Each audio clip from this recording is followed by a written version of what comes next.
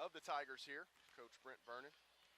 Coach, first home game at the PAL, maybe a little nerves, the Lou Cunningham Classic. That's always a big deal here on campus and for your team, and responded really well. 4-0 feels pretty good. It does. I thought our guys did a pretty good job for the most part. Came out a little in a little bit of a lull, a little bit of a rut. I think we sort of fell into Oakwood being tired and not having as much energy as I expected them to have. But then after the under 12 timeout, though, we came out, started really setting the tone a lot better defensively. Our ball movement, our transition offense, our willingness to be unselfish was really good, and we continued to get stops, and we started gapping them. And you talk about the unselfishness, the willingness to make the extra pass, set up a teammate, do those types of things today. 27 assists on 41 made baskets. I have to think that's a percentage that you'll be happy with all year long. It is, and, our turnovers are at 12, which is good. We are actually, that's 4 more than what we've been averaging, which is unbelievable early on in the year. But our willingness to make the extra pass and find the open man, it's fun to watch when we get in those rhythms, and we've done it about every game so far. And if we can continue to do that, we got a chance to be successful down the road.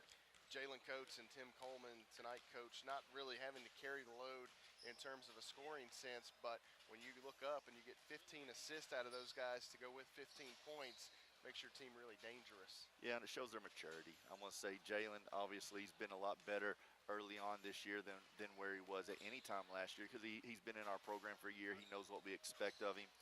He can score the basket by getting to the rim, and he can do that a lot. But what he's done well with maturing is realizing as he gets to the rim, the defense collapses, and he's finding people, and he's doing a good job in transition. And Tim, he played well. He didn't make as many shots as he normally does. 9 assists is unbelievable. 1 turnover with that's really well. But in reality, Tim's just sort of scratching the surface with us. He's been out for a year and a half, and he's just now starting to get back in game shape and everything. And as he plays, you can see his IQ is at a high level. He makes really smart decisions with the basketball. The first couple games he's had a hard time just getting a good grip on it. But as he continues to get more involved and understands every place and player where they go, he's going to continue to help us offensively. And him and Hagan are really starting to figure things out together. Sean Johnson went off a double-double tonight, Coach, 16 and 9 through the first 4 games. Sean has been everything you could have hoped for and maybe then some. He has been tremendous here in the early stages of his senior season. Yeah, and a lot of it's confidence for him. I'm going to say he came in last year with some good confidence, and that's something that I try as hard as I can as a coach is to have our guys play with some freedom and with the notion that the coach believes in them. And I do. I believe in all of our guys. Sean, the thing I've been most impressed with and most happy with is his rebounding. He can make shots when he's open. He's a really good player in transition. On the half court, he's very good with making moves. Sometimes because of lack of strength, he gets pushed off the block. But Sean offensively is a smart player and doesn't try to do anything that's too much. He does what he's supposed to do. Rebounding is what I've been most impressed with. I don't know if he can keep up the 8.5 a game all year. But again, if he can stay in the 5 to 8 range, I don't know if he realizes how much that really helps us.